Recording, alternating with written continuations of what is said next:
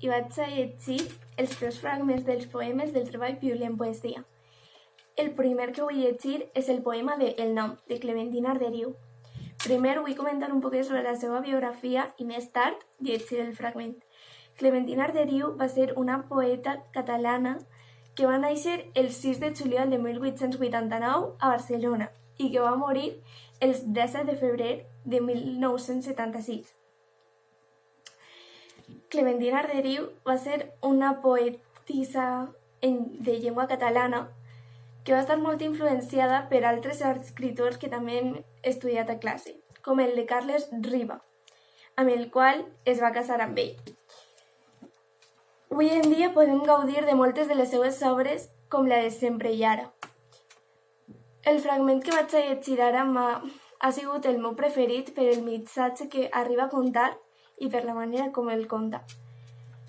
Aquest fragment s'anomena El nom, de Clementina Arderiu. Del cel, de l'amor, temblava una estrela. Ara el nom em diu, damunt de la testa. Clementina em dic, Clementina em deia.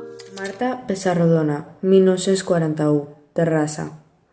Acabem per agrair absències no volgudes, buits que no podem omplir, silenci, mot que havíem bandejat del diccionari.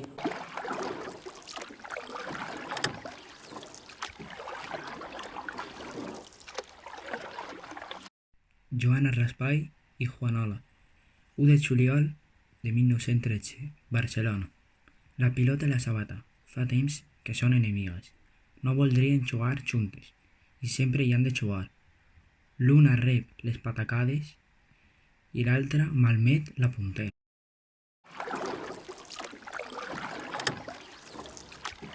El segon poema que he triat és de Rosa Leveroni, que va néixer a Barcelona l'1 d'abril de 1910. El poema es diu Testament. Quan l'hora del repòs hagi vingut per mi, vull tan sols el mantell d'un tros de cel marí. Vull el silenci dolç del vol de la gavina, dibuixant el contorn d'una cala ben fina. Va néixer el 4 de novembre de 1869 a Palma. La poesia.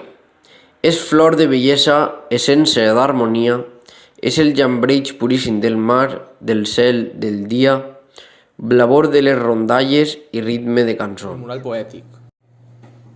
Com a primera autora he escollit a Ina García Carbó, la qual va néixer el 4 de novembre de 1993 a Castelló de la Plana.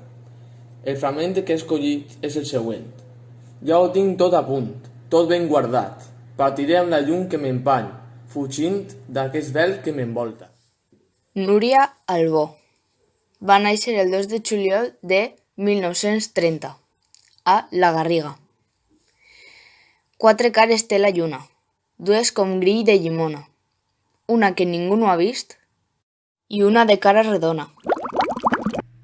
Com a següent autor he agregat a Vicent Andrés Estellés, que va néixer el 4 de setembre de 1924 a Burjassot, València. I el seu poema és Aitana, Aitana, creix l'arbre de l'aigua. Aitana, Aitana, collites de l'aigua. Maria Antònia Salvà, Mallorca, Illes Balears, 1869.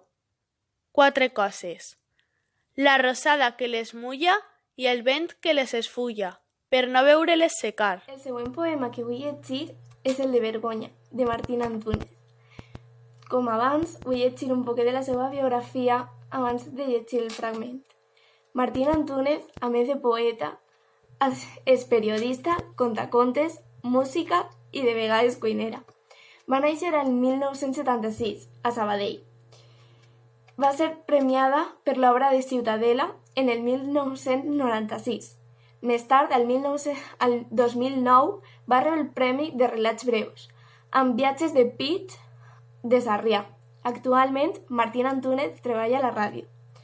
El poema de Vergonya m'ha paregut un missatge molt verdader i molt valent que hauríem de representar-lo més a sovint i per això ha sigut una de les raons per les que he llegit aquest per llegir ara. Aquest és el poema de Vergonya de Martín Antúnez. Caic a l'esvoran, altra vegada, sota terra, ben sota terra, fenedissa la pell, les entranyes, i fins i desmullen tindre l'ombra. Ser pols, ser boira, ser calç i sofre, i que morir per fi la vergonya.